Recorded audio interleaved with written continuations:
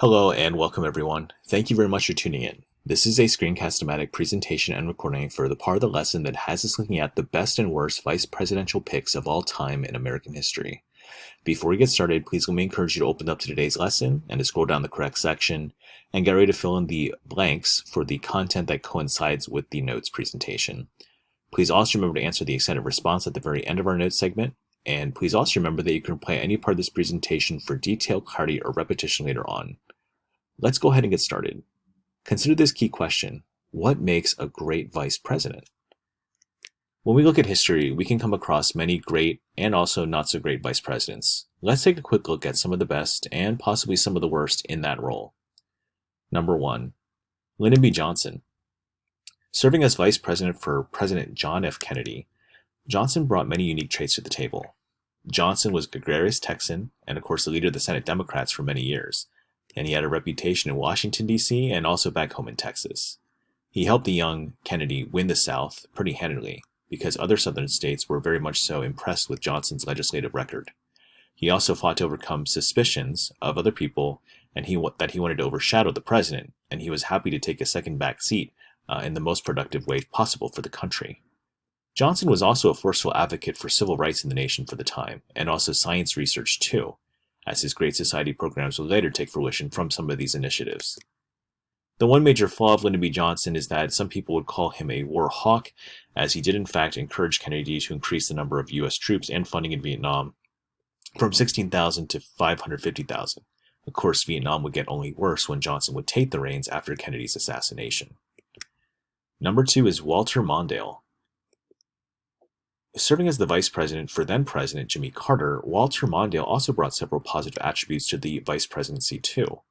Mondale carved out untold new possibilities for his office as he became a trusted counselor of the president, and the two talked constantly. He also traveled abroad often and did much to, of course, ensure American tranquility as being assistant chief diplomat, and kept an office in the White House too. He also held weekly lunches with the Carters to influence policy. Many people also call him the eyes and ears of the administration, and he was much more in tune and connected with the rest of America during the time. One of the flaws for Walter Mondale, though, is that he was no match for Ronald Reagan when he would try to debate him to win his own run and bid for the presidency in 1984. And of course, Reagan won in a landslide. Next here is Theodore Roosevelt. Now, Theodore Roosevelt, or Teddy Roosevelt if you will, served as vice president for William McKinley. Roosevelt also brought several unique characteristics to the table too. For example, McKinley advisor Mark Hanna, the then Karl Rove of the 1900s, disliked Roosevelt's anti-corruption leanings and called him, quote, that damn cowboy. However, Roosevelt, empowered as vice president, proved to be a useful tool to McKinley, who was later assassinated just 9 months into his term. Roosevelt would then take the reins of the presidency, so to speak, and added much-needed energy, vitality, vigor, and youth to the ticket. One, of course, notable flaw for Mr. Roosevelt was that he had a troubling imperialist streak, and that, many historians note, probably came from McKinley and also Roosevelt's own military experience, too, as a Rough Rider, serving in the Spanish-American War. The next vice president I want to focus on here is Al Gore.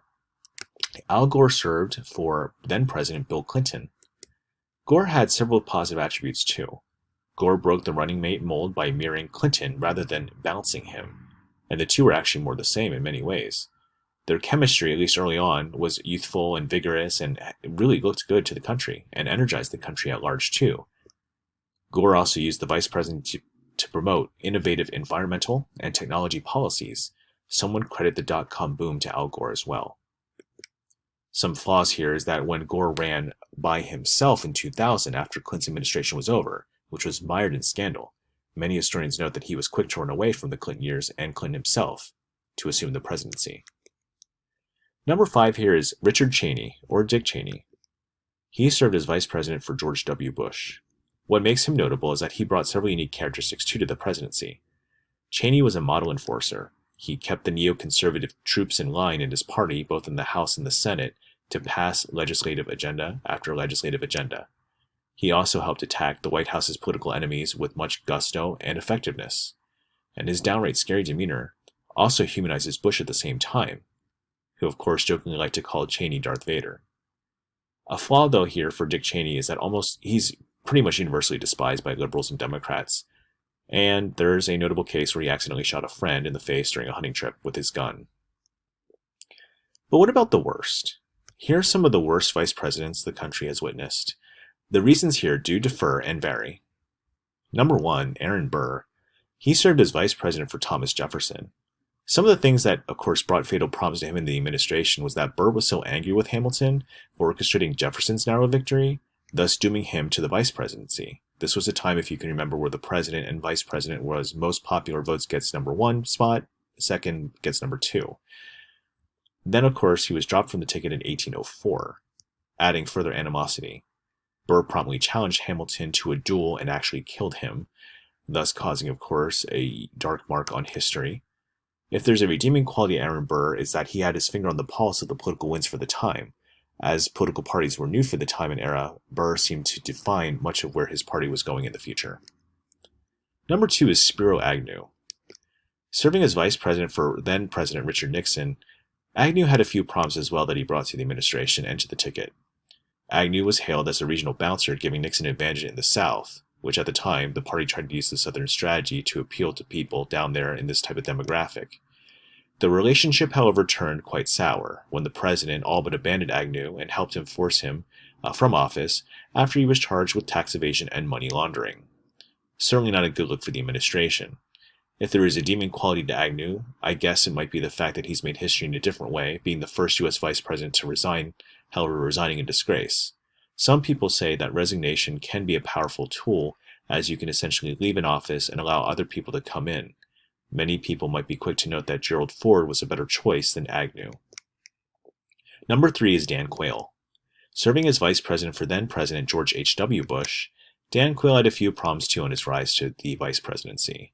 Quayle's penchant history for gaffes became a national punchline, and many comedians were quick to lampoon him, and public thought and consensus was that he was primarily a clown. His insistence and instance where visiting school, of course, having a misspelling of the word potato, and other, of course, notable gaffes and quotes that are, at best, haphazardly put together, caused many people, of course, to lampoon him constantly.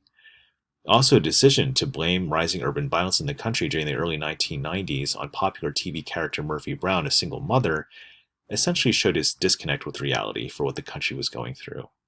If there is a redeeming quality to Quayle, it might be that he added a relentless amount of energy and enthusiasm to the ticket, especially for younger Republicans who might have seen George H.W. Bush as yesterday. Next here is John Tyler. Serving as vice president for William Henry Harrison, John Tyler had a few issues too. When Harrison suddenly died days after taking the office, the White House was essentially left to John Tyler, and his potential seemed great at the time, although seemed to be quite lanky and stiff and not really sure.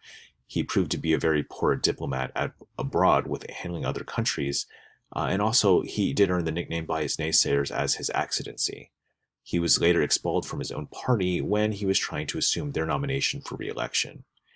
If there's any good qualities to Tyler, I guess it might be that he successfully annexed Texas, thus of course securing the bottom part of that border from the US to Mexico.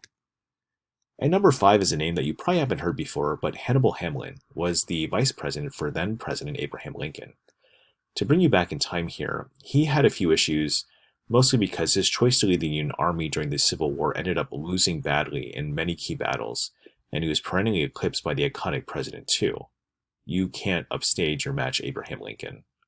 Things got so bad that Lincoln jettisoned Hamlin in 1864 in favor of Andrew Johnson, and he actually replaced Johnson. He replaced Hamlin with Johnson to essentially ensure more people on those border states, especially Kentucky and several other states around Maryland, could actually consummate a majority and put Lincoln in office. Now, it should be noted here that Johnson was later impeached, which unfortunately caused huge problems for the mired legacy.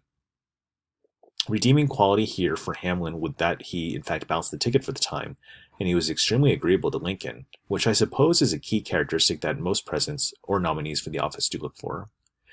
So there you guys have it, all the key points that I want you to consider when it comes to looking at vice presidents and their role that they play in history. Now proceed to the next part of the lesson. We will be analyzing 2 different types of modern-day vice presidents and the capacities that they seek to serve. Thank you very much for tuning in, and good luck completing the rest of the lesson.